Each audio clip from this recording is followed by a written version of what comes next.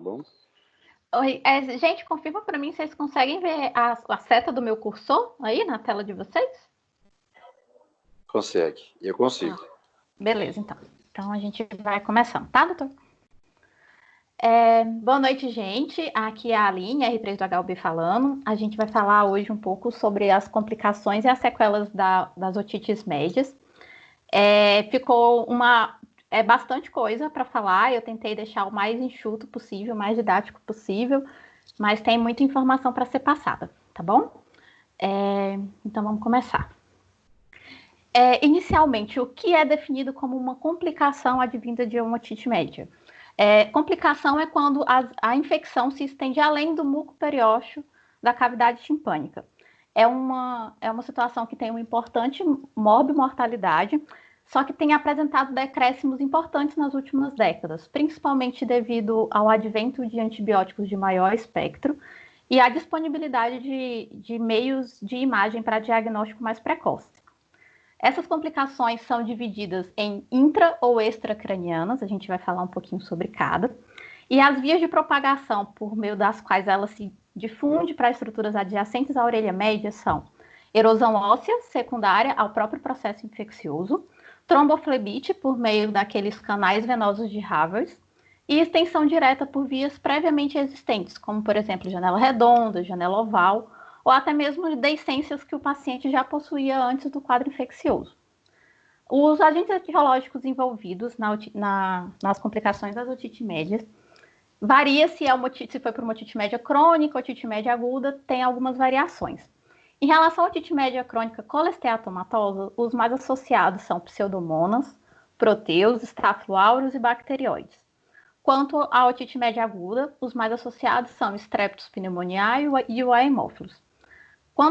Em relação às complicações extracranianas, os agentes etiológicos mais frequentes são os Staphylo aureus e a pseudomonas. O sinal clínico dessas complicações é bastante variado, porque depende de qual estrutura ele acomete, variando desde vestigem, nistagmo, perda auditiva recente, paralisia facial do nervo, paralisia periférica do nervo facial, dor retroorbitária, déficits neurológicos, febres em casos de otite média crônica, que a gente não espera ter febre, a não ser em um processo já agudizado, cefaleia de início recente, sinais menígeos, papiledema e confusão mental. A gente vai falar um pouquinho sobre cada um desses sinais clínicos em cada complicação. Essa imagem aqui é só para mostrar a relação que a caixa timpânica, que a orelha média tem com estruturas adjacentes, como, por exemplo, o seu limite superior ali pela fossa lateral com tecido encefálico já, seu limite inferior ali com o bulbo da jugular e seu limite medial com estruturas da orelha interna. Por isso, essas complicações são tão variadas e são com sintomas clínicos tão floridos, porque pode acometer diversas estruturas. Vamos começar falando sobre as complicações extracranianas.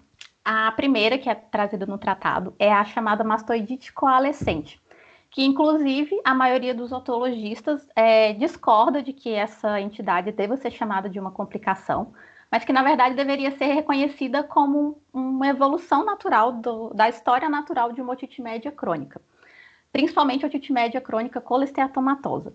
Essa entidade se caracteriza por uma evolução do processo inflamatório que envolve o trabeculado mastóide, levando à lise das septações ósseas.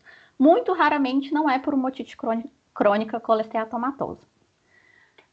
O próximo são os abscessos extratemporais, que são abscessos que se exteriorizam por estruturas de tecido moles vizinhos ali à orelha média e à mastoide.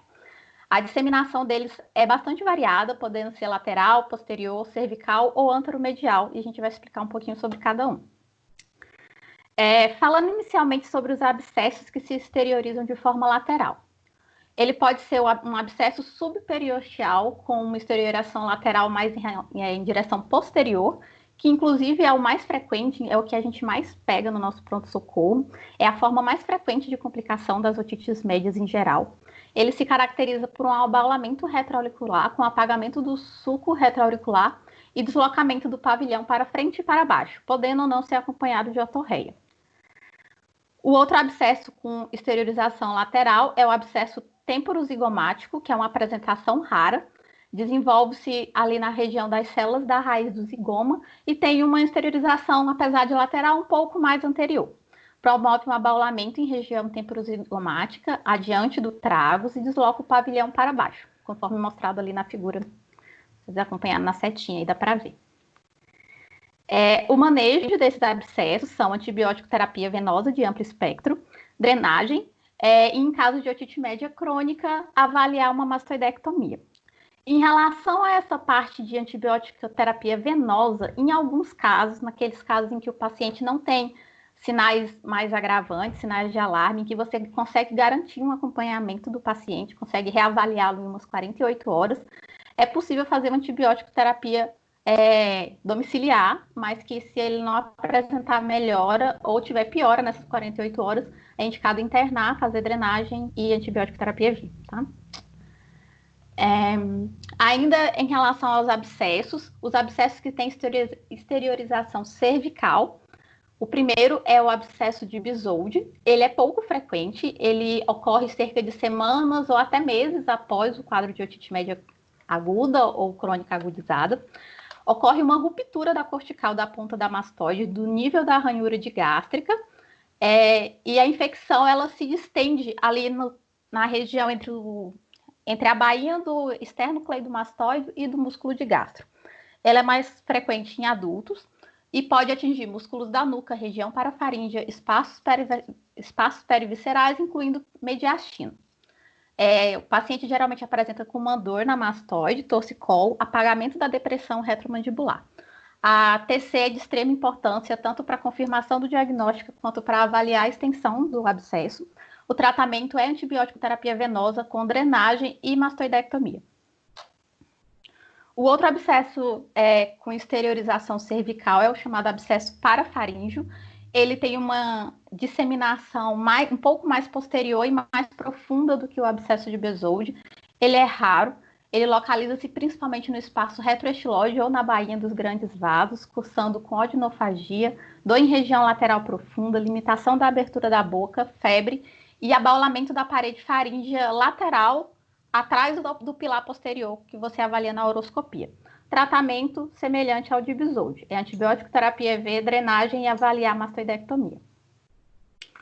O último abscesso é o chamado abscesso posterior, que envolve as células posteriores da mastoide, ao longo da veia emissária da mastoide, atinge pele e músculos da nuca, promovendo um abaulamento posterior à mastoide com uma progressão suboccipital.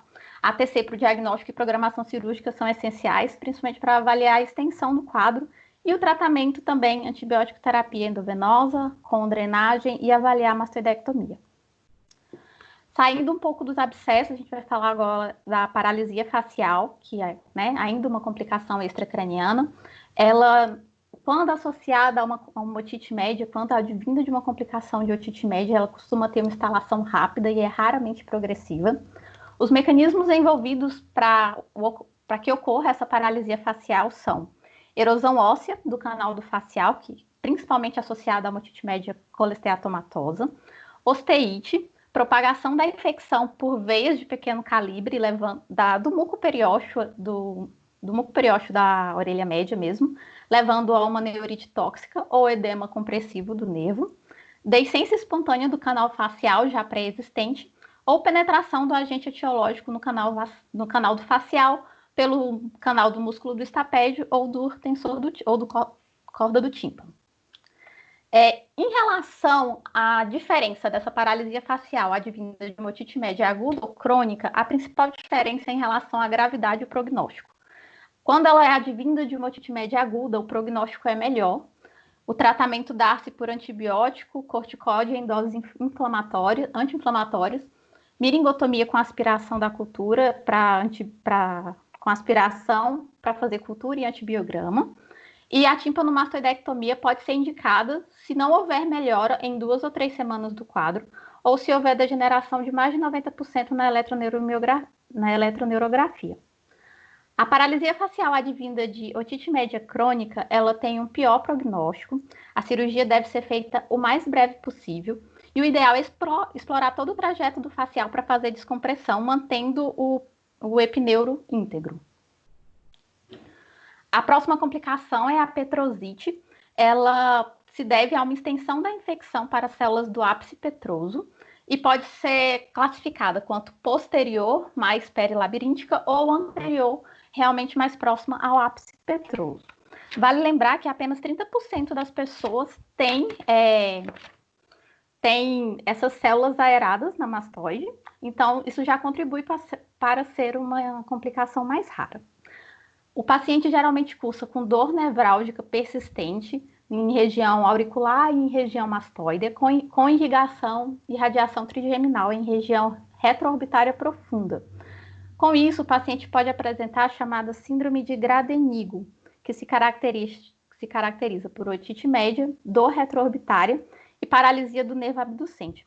Essa síndrome ela é justificada pelo fato de que o gânglio do trigêmeo ele é próximo do ápice petroso e próximo também do sexto par craniano, né, do abducente. Então, o paciente acaba tendo essa dor retroorbitária devido à irradiação trigeminal, por acometer o gânglio trigeminal, e paralisia do abducente cursando com um quadro de diplopia. Essa síndrome não é patognomônica, pode estar ou não presente, tá? O diagnóstico é confirmado com TC ou ressonância e o tratamento é feito com antibiótico terapia EV e drenagem cirúrgica. Em relação à labirintite, ela se deve a uma disseminação da inflamação para os fluidos labirínticos da orelha interna. A disseminação ocorre principalmente pela janela redonda e apresenta duas formas clínicas, podendo ser serosa ou supurativa. A serosa, é uma infecção asséptica, ela se deve por entrada de toxinas inflamatórias nos líquidos labirínticos, enquanto que a supurativa já é purulenta mesmo, por ação de bactérias diretamente nesses líquidos. A manifestação se dá por vertigem, náusea, vômitos, zumbidos, perda auditiva e, em alguns casos, nistagmo. O estágio de evolução da labirintite segue um estágio de agudo, no qual o paciente tem secreção purulenta na região perilinfática, nos líquidos tanto perilinfático quanto endolinfático. Estágio fibroso, no qual tem ativação de fibroblastos, progredindo para um estado de ossificação, que leva à formação de um osso osteoide e mineralização, podendo cursar com um déficit crônico, né, labiríntico crônico. O tratamento é antibiótico terapia EV e antivertiginosos para o tratamento agudo, associado a uma meringotomia. A abordagem cirúrgica, geralmente, ela é indicada só depois de estabilização do quadro. A próxima complicação é a fístula labiríntica. Ela é uma complicação que ela é mais frequentemente associada à otite média crônica colesteatomatosa e ocorre principalmente por acometimento do canal semicircular lateral. Aqui talvez ficou confuso no slide, mas não é que ela é a mais frequente da otite média colesteatomatosa. É que as fístulas labirínticas são realmente mais causadas quando o quadro é de colesteatoma, tá? Se manifesta por vertigem, perda auditiva neurosensorial e pode ou não apresentar o fenômeno de Túlio, que é nistagmo e vertigem quando o paciente é exposto a sons muito elevados, ou o sinal de Henneberg, quando o paciente apresenta nistagmo ou vertigem, quando é submetido à pressão positiva no canal auditivo externo, tá? Mas a gente teve até uma discussão sobre isso na aula do Thales, né, que esse sinal e esse fenômeno, eles não são patognomônicos, eles podem estar presentes ou ausentes, eles não excluem ou confirmam o diagnóstico de fístula, tá? A confirmação, ela geralmente só acontece no intraoperatório, porque a maioria dos defeitos ali da região labiríntica não é visível só pela TC. Então, acaba que o cirurgião fica muito na dúvida e muitas vezes só encontra o defeito no intraoperatório mesmo. O manejo é bastante controverso. Há duas vertentes. Uma vertente que fala que o ideal seria manter a matriz do colesteatoma ali naquela região, limpar ao redor, mas manter a matriz na região da fístula para que aquela própria matriz sirva como o tampão da fístula, né, para corrigir a fístula. Enquanto que a outra vertente advoga que o ideal seria retirar a matriz do colesteatoma e fazer um reparo imediato com alguma estrutura, como face, essas coisas. Mas é bastante controverso isso mesmo. Em relação agora a gente está saindo um pouco das complicações extracranianas e vamos falar um pouco das intracranianas. As complicações intracranianas são bem mais graves do que as extras, porém, graças a Deus, são bem menos frequentes. E como eu falei no início, a morbimortalidade delas estão caindo, a frequência está caindo bastante, devido ao advento de antibióticos e mais disponibilização de TC, ressonância para um diagnóstico mais precoce. Complicações intracranianas geralmente ocorrem em pacientes mais jovens, mais na primeira e na segunda década de vida, e a grande maioria é por otite média crônica, exceto a meningite, que a grande maioria é por otite média aguda, que inclusive é a primeira que nós vamos falar agora, né? A meningite é a complicação intracraniana mais frequente associada às otites médias. A via de disseminação dela é hematogênica e 90% dos casos ocorrem na população pediátrica.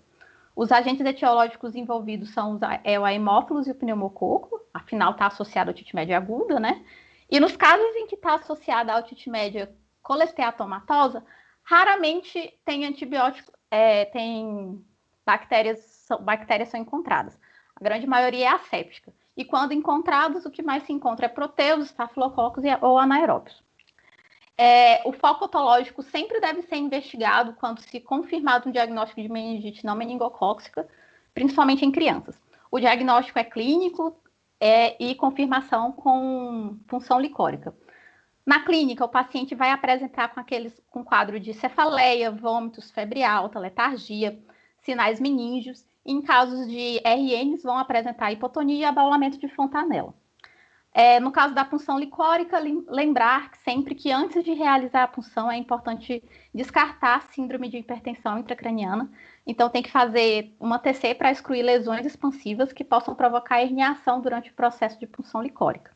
Na punção, o líquor costuma vir turvo, com aumento de proteínas, redução da glicose, positivo para bactérias e com aumento de células inflamatórias. O tratamento é antibiótico terapia empírica inicialmente, né, antes de se ter a confirmação do agente etiológico. No caso da otite média aguda, se for associada a uma otite média aguda, né, o ideal é fazer uma mirigotomia para fazer cultura e antibiograma da secreção. E no caso de otite média crônica, associar uma mastoidectomia para o tratamento da doença de base, que pode ser realizada após a estabilização clínica do paciente. A próxima complicação intracraniana é a tromboflebite do seio sigmoide. Ela corresponde de 20% a 30% das complicações intracranianas associadas a otites médias. Ela ocorre por erosão ou tromboflebite das veias emissárias da mastoide. Ocorre principalmente em adultos, principalmente associada à otite média crônica. Quadro clínico geralmente pouco sintomático e quando costuma ter sintoma é porque é a supuração daquele processo, em qual o paciente vai apresentar picos de febre, calafrio, cefaleia, otalgia, abaulamento e dor retromastoide, além de podendo apresentar sinais de hipertensão intracraniana. O diagnóstico, maioria das vezes, é intraoperatório, quando você vai abordar uma otite média crônica agudizada por algum outro motivo, ou incidental durante um exame de imagem, porque a maioria realmente é pouco sintomático. No exame de imagem, ele aparece com o delta sign, o sinal do delta. Está mostrado aqui na figura? Espero que o meu cursor esteja aparecendo aí para vocês. É esse sinalzinho aqui, no qual a gente tem uma região de hipersinal, né, um halo de hipersinal, por causa do espessamento da parede do seio. E ele acaba tendo essa conformidade mais triangular por esse sinal do delta, tá?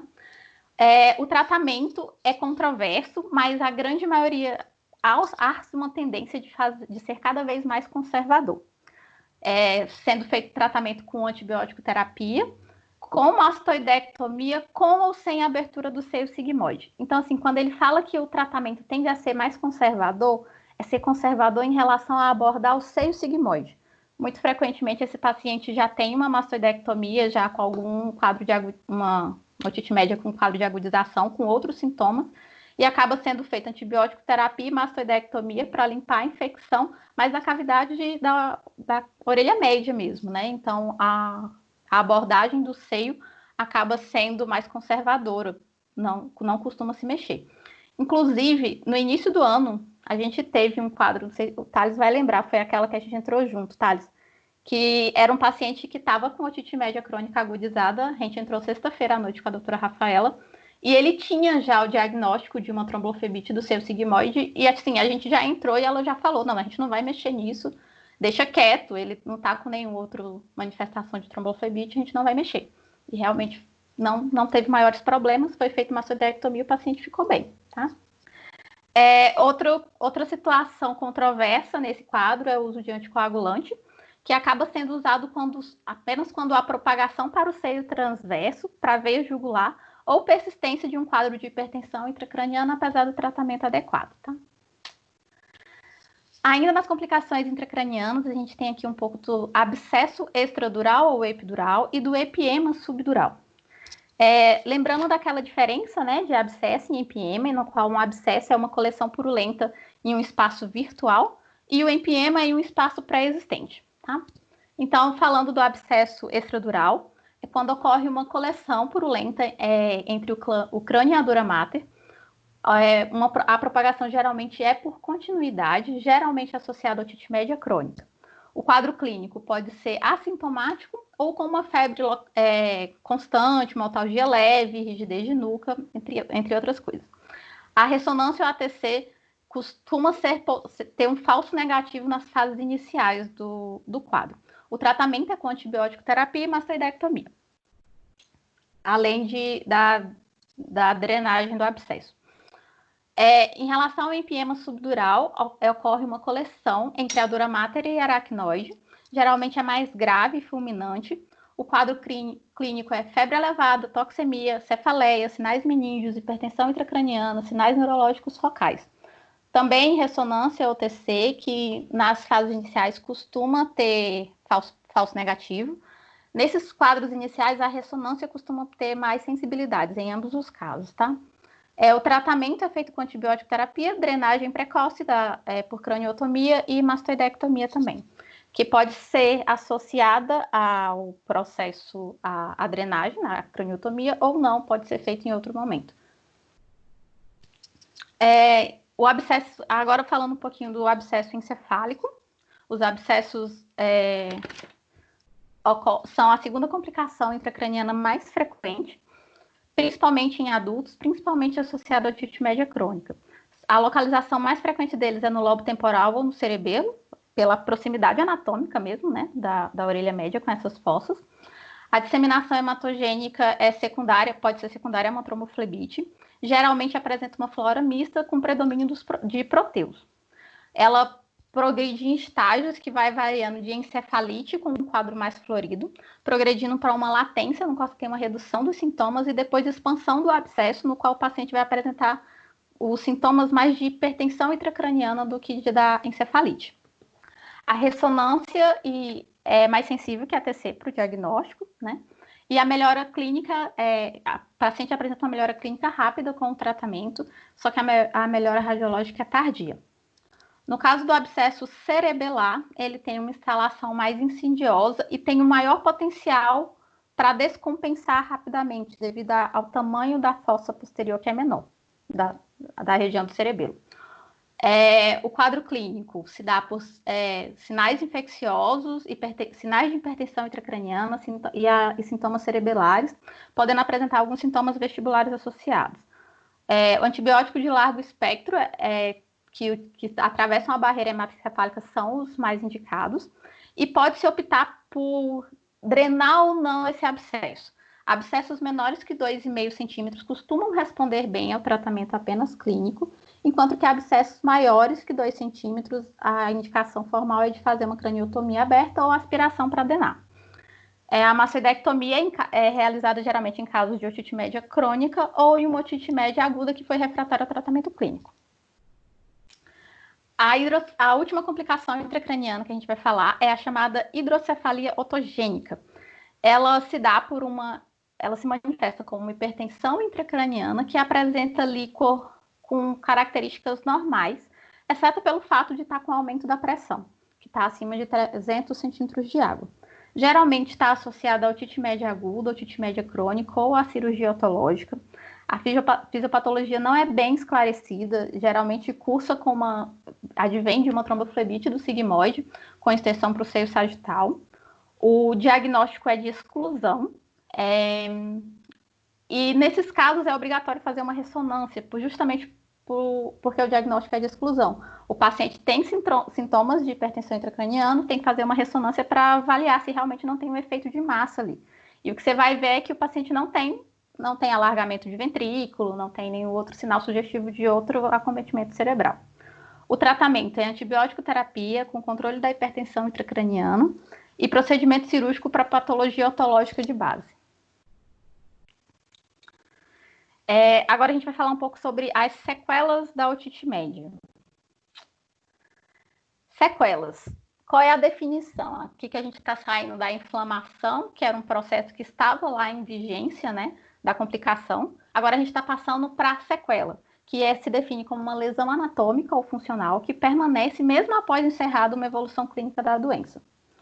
No tratado, ele traz para deixar mais didático, ele coloca essas sequelas divididas em sequelas envolvendo orelha externa, orelha média e orelha interna. A gente vai seguir esse roteirinho aqui, tá? Então, começando pela orelha externa, a primeira sequela é a meatoplastia, que, né, a gente já sabe, a meatoplastia está associada, ela é um complemento a uma timpanomastroidectomia cavidade aberta. A gente não faz cavidade aberta sem uma boa meatoplastia. E ela tem o objetivo de alargar o conduto auditivo externo para facilitar a autolimpeza ali da cavidade, além do segmento clínico adequado. Só que a meatoplastia pode ser considerada uma sequela, uma vez que ela altera ali a estrutura daquela região e pode ter sequelas estéticas, porque em algum caso fica bem visível, assim, a certa distância do paciente, que ele tem aquela abertura. A próxima sequela da orelha externa é a chamada miringite pós-cirúrgica, que ocorre quando há uma resistência do enxerto que você pôs numa timpanoplastia. Ele é resistente à repitelização epidérmica após algumas semanas da timpanoplastia. Ele torna aquela área cirúrgica, como ela não repiteliza, ela fica mais úmida e mais susceptível a infecções. A provável causa para que isso aconteça é que durante o procedimento de cicatrização, ocorre uma invasão da superfície da membrana timpânica por mucosa da orelha média. Então, acaba que o epitélio não consegue crescer naquela região, acaba deixando um tecido mucoso ali. O ideal é tentar evitar ao máximo essa meningite pós-cirúrgica, com evitar tirar o epitélio da membrana timpânica, o que em alguns casos não é possível quando tem alguma lesão granulomatosa envolvendo a camada superficial da membrana timpânica. A próxima complicação, ainda envolvendo a orelha externa, é o chamado blutting, ou lateralização do enxerto em timpanoplastia. O que é isso? É quando o enxerto que você coloca ali no seu leito, na região do meato, onde você quer colocar o enxerto, e no momento da cicatrização ele acaba se protruindo, ele vai se tornando grosso e enrolado, lateralizando em relação ao conduto auditivo externo. Ele pode ocorrer numa cicatrização de uma timpanoplastia, tanto timpanoplastia underlay quanto overlay, só que ela é muito mais frequente em casos de timpanoplastia overlay com desepitelização da membrana, que é quando você coloca o enxerto por sobre a perfuração, né? A membrana timpânica acaba se tornando... O neotímpano que você reconstrui com o enxerto ali acaba se tornando espesso e com uma mobilidade bem reduzida, provocando uma hipoacusia de caráter condutivo. O principal manejo, por assim dizer, é prevenir isso, né? Que se dá optar-se por uma timpanoplastia preferencialmente underlay ou inlay, né? Tentar não fazer a overlay, porque ela acaba provocando mais essa sequela. E posicionar bem o enxerto. Tanto posicionar ele abaixo do cabo do martelo, quanto recobrir bem as bordas desse enxerto, principalmente com retalho cutâneo e com gel fuan, para evitar que ele se descole daquele leito onde você colocou ele. A próxima... Passando das sequelas da orelha externa, a gente vai falar agora das sequelas envolvendo a orelha média. A primeira é a erosão ossicular, né, que é principalmente secundária à otite média crônica, seja supurativa ou colesteatomatosa, principalmente. Ela pode ser secundária a uma cirurgia otológica também. O tratamento é uma nova abordagem otológica para remoção do tecido inflamatório, no caso de uma otite média, e reconstrução da cadeia ossicular. que geralmente a gente faz ou com prótese ou então com a própria cortical do osso temporal, do osso mastoide. A próxima complicação é a timpanosclerose. Ela é uma complicação razoavelmente frequente, eu acredito que todo mundo aqui já deva ter visto, né? Que é essa que está mostrada na imagem. Ela se dá por um processo natural de reparação tecidual, faz parte da cicatrização tecidual da membrana timpânica. Geralmente ela acomete só a membrana timpânica e raramente traz prejuízo funcional. No entanto, em algumas situações, ela é tão proeminente que acaba envolvendo a cadeia ossicular, principalmente na região da articulação incudo-maleolar, levando a uma perda auditiva condutiva. Nesses casos, o tratamento é remoção cirúrgica dessa placa de timpanosclerose, com reconstrução da cadeia ossicular, se necessário.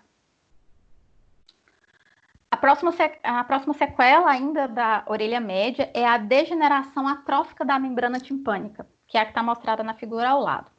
É uma sequela funcional, geralmente secundária a uma pressão negativa crônica na orelha média.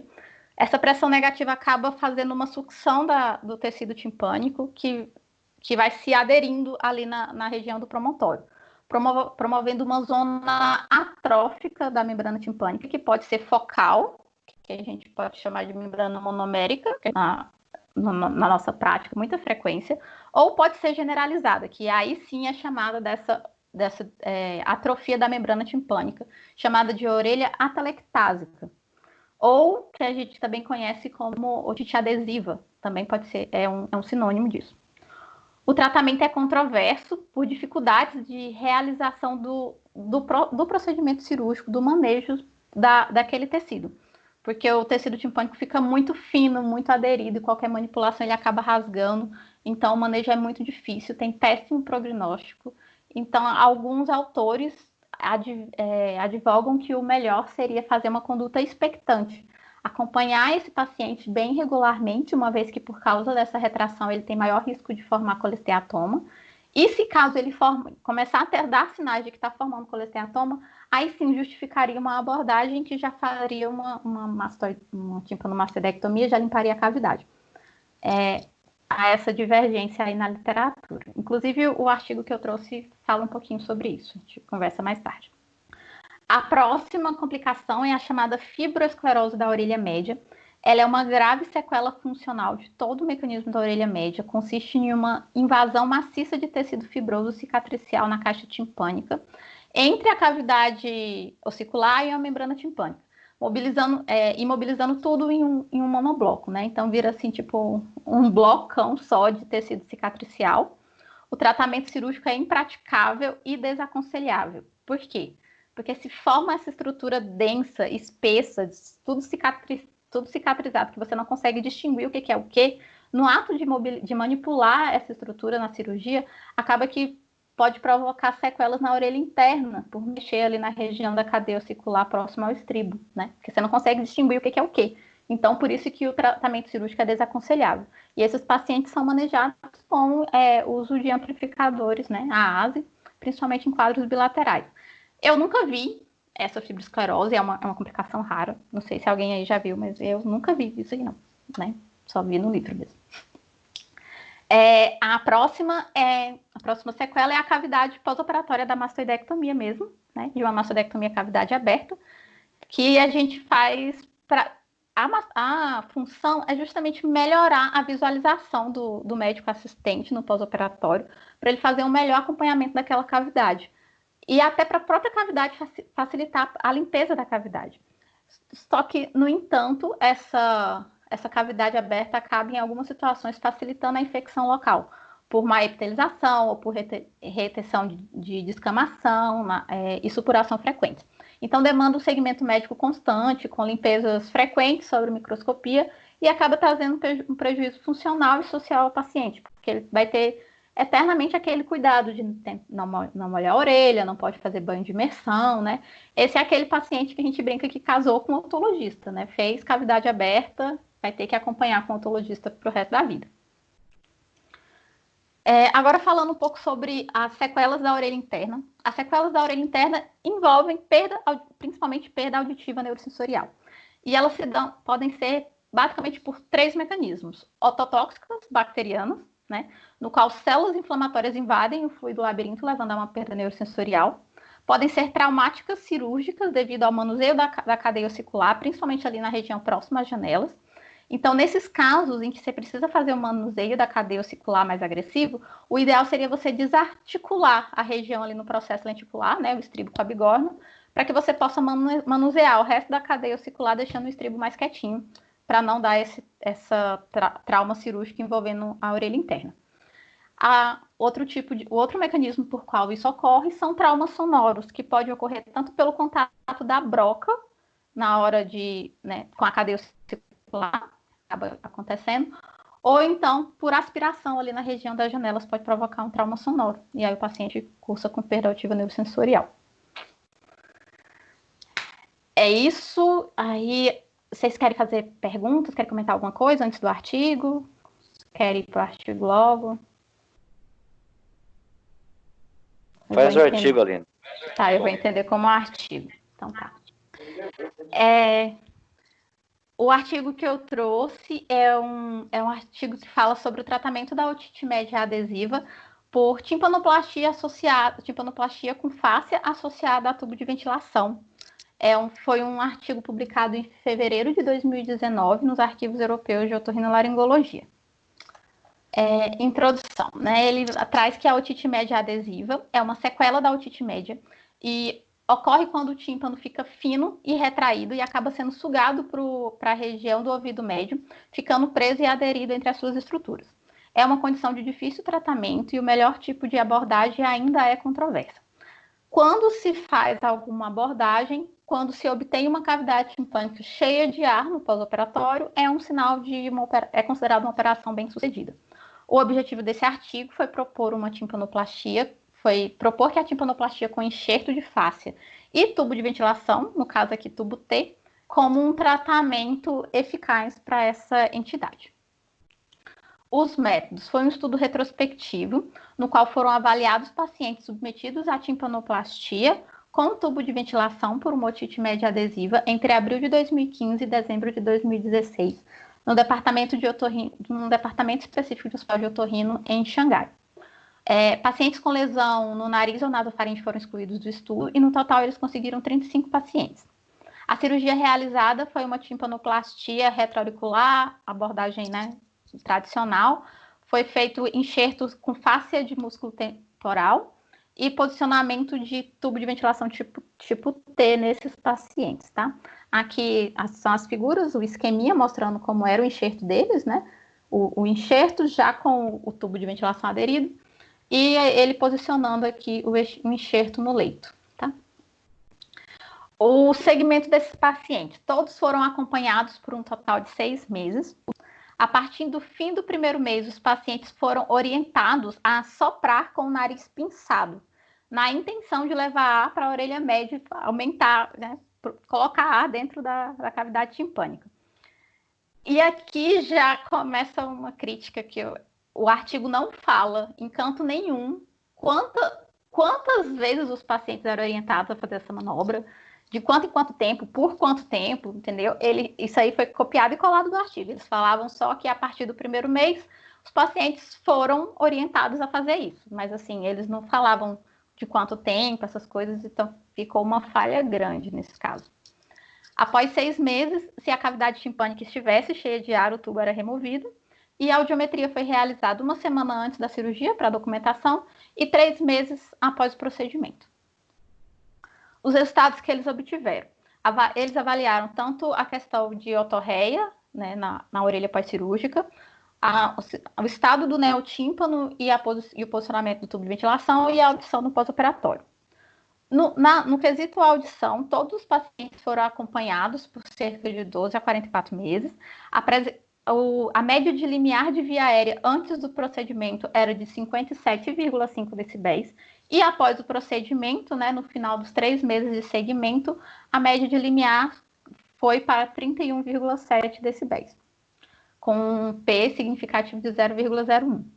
Em relação ao posicionamento do neotímpano e do tubo de ventilação no pós-operatório, 15 pacientes apresentaram prolapso do tubo de ventilação, o tubo caiu, né, em 15 desses pacientes.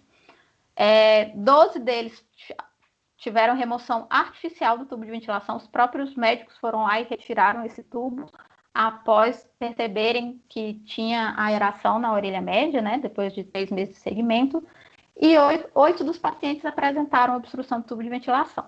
Em relação à otorreia, a umidade na orelha, relataram 100% de orelha seca. Os resultados. O melhor método cirúrgico para o gerenciamento da otite média adesiva ainda é controverso. Os resultados desse estudo sugerem que a timpanoplastia combinada com o cateterismo, né, com o tubo de ventilação, é eficaz no tratamento. Alguns estudiosos sugeriram que na timpanoplastia pudesse ser usada cartilagem, para, né, por ser uma estrutura mais rígida, evitar essa invaginação da membrana que pudesse recidivar, mas nesse caso não foi usado. Nesse estudo foi usado só enxerto de fáscia mesmo. O nível auditivo aumentou em 25,8 decibéis. Cerca de 80% da audição dos pacientes no pós-operatório subiu para um nível prático de mais ou menos 40 decibéis.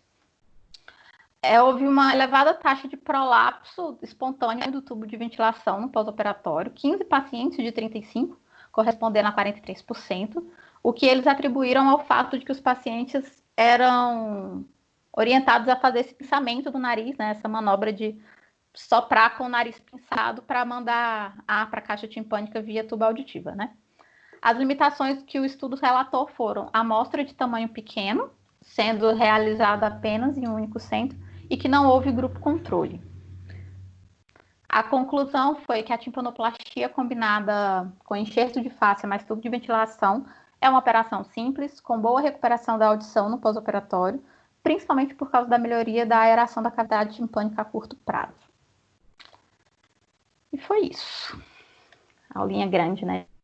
Deus me livre. Alguém tem alguma dúvida? Muito bom, Aline. Excelente aula, apesar do tema longo. Com boa exposição. Aline, tem uma dúvida? Sim, pergunte. Quem? Vamos lá, perguntas. É o Thales? Marcelo. Marcelo. Marcelo, se eu não souber, plantão extra para você. Não, é do artigo.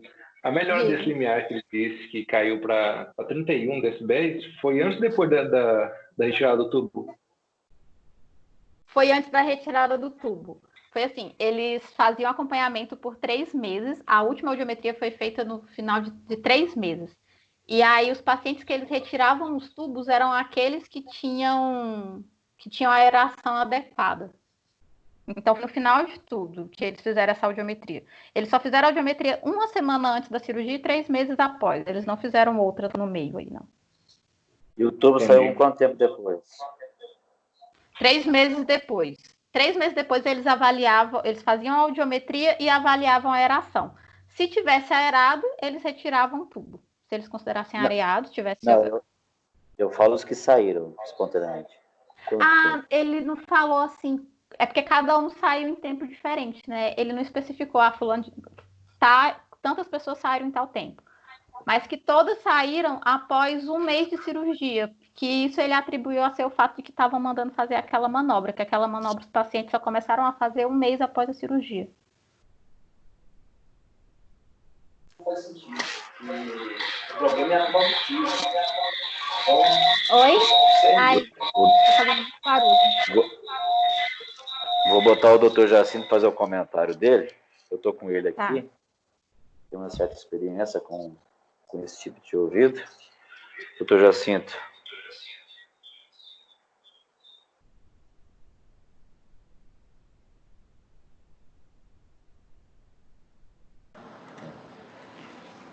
Olha só, o problema desse trabalho é o seguinte: a fisiopatologia da retração e da otite média adesiva é a disfunção tubária. Entendeu? Então, você colocando o tubo aí, você não resolveu a disfunção tubária. Resolve temporariamente. Entendeu? Então, a própria cirurgia já tem uma dificuldade de você deixar um pouquinho de epitélio lá. Né? Você tem que levantar tudo. Se ficar um pouco de epitélio, Aí você vai sepultar epitélio e formar colesteatoma. Né? Outra coisa, esse ouvido, ele está um ouvido estável, geralmente. Ele não tem infecção, ele não tem pus. Se você abre, né, essa membrana timpânica, você pode infeccionar aquilo ali e formar um colesteatoma. E o outro grande problema aí é o acompanhamento. Foi muito curto. Uma audiometria com 3 meses, é claro, qualquer tubo de ventilação que você colocar, pode ser de curta duração, de média, de longa, em 3 meses está tudo bem. Esse de longa duração, geralmente ele fica bom até 2 anos. Depois de 2 anos é que ele vai obstruir, é que vai ter invaginação de epitélio, vai formar colesteatoma e vai ter infecções repetidas. Então, o problema é depois desse tempo. Então, o follow-up desse trabalho foi muito curto. E, assim, eu prefiro, hoje em dia, eu já fiz muito isso, mas hoje em dia eu prefiro, se o ouvido não tem colesteatoma, não tem mau cheiro, não tem infecção, acompanhamento clínico. Tá? Isso é bom para quem gosta de operar, né, para um serviço que está para fazer um trabalho. Agora, se você acompanha o paciente a longo prazo, você vê que não dá certo. Entendeu? Você tinha uma otite média adesiva no ouvido estável e depois de um tempo você transformou aquilo ali numa infecção. Aí você vai ter que fazer uma mastodectomia depois. Entendeu? Então, você não está resolvendo a fisiopatologia do problema, a causa do problema. Esses tubos de ventilação de longa duração e otite média adesiva, eles obstruem todos depois de 2 anos. E aí você tinha um ouvido estável, seco, e você vai ficar com o ouvido instável, com infecção e talvez colesteatoma. Então é pior para o paciente. Então foi um acompanhamento, um segmento muito curto. E poucos casos também. Então não aconselho a fazer isso. E parabéns pela aula, foi excelente, né? É aula grande, como o Dr. Gustavo falou. Mas tem uma diferença ali entre blunting e lateralização. Lateralização, todo o enxerto fica longe da cadeia auricular. E no blunt quer dizer só uma mudança no ângulo entre o anel timpânico e a parede lateral do conduto. Então, há um apagamento no ângulo.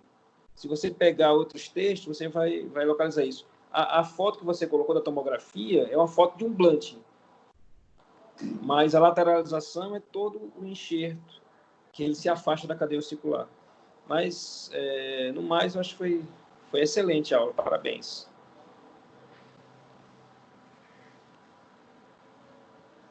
Mais alguém perguntando para a Aline? Aproveitar que o Dr. Jacinto acompanha a aula hoje.